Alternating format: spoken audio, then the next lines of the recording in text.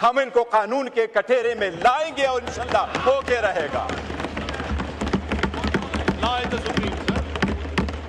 अरे क्या खाम ख्याली में रहते हो? पहले आपके सामने हुआ नहीं था? कानून के तबादले करके आईन के तबादले करोगे, आप क्या कहोगे? घर में आराम से बैठोगे? आप हमें साइडलाइन करके ये बावर करते हो कि आपकी सरकार को टिकाव मिल जाएगा। अरे सरकार को ऐसा टिकाव मिलता है क्या पार्लियामेंट इस कदर मजबूत होती है? अरे वो मर्द आहन बैठा हुआ है, जिस दिन वो निकला वही अदालत खत्म करेंगे इसको इंशाअल्लाह। अरे वो मर्द आहन जब आएगा, वो जो लफ्ज कहेगा वही आएगा इंशाअल्लाह।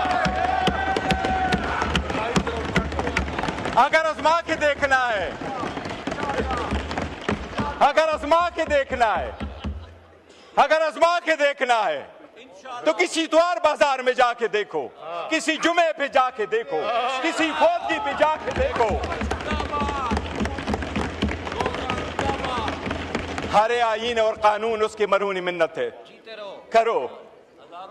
आपको आपकी सोच पे सलाम है, आपकी डर को सलाम है।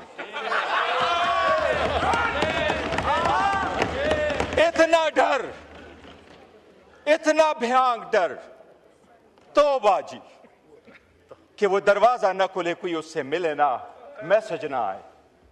और याद रखो, यही फौज होंगे, चाहे वो यूनिफॉर्म में है, चाहे वो यूनिफॉर्म के बगैर है। आप जब यूनिफॉर्म में होते सलाम करते, और जो यूनिफॉर्म में नहीं भी हम उनको सलूट और सलाम करते, वो उस कौम के मुहाफिज है, उन्होंने कुर्बानियां दी है।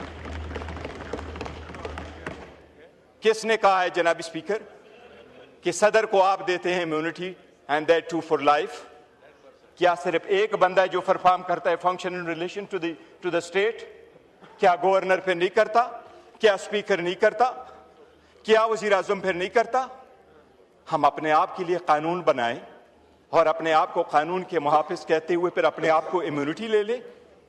हम अवाम के पास किस मुंह से जाएंगे? वो अवाम जो बेचारी सफर हो चुकी है, जिनके पास मिलने को खाना नहीं मिलता, जिसके हॉस्पिटल में बेड नहीं है, जिसके लिए जो वो अगर थाने में चला जाए वहां इंसाफ नहीं है, अदालतों में इंसाफ नहीं है, तो क्या हम सिर्फ एक फर्के में ऊपर फरका बना दे? एक एलीट क्लास ऑलरेडी एग्जिस्ट कर रही है, एक और एलीट क्लास लेके आए जो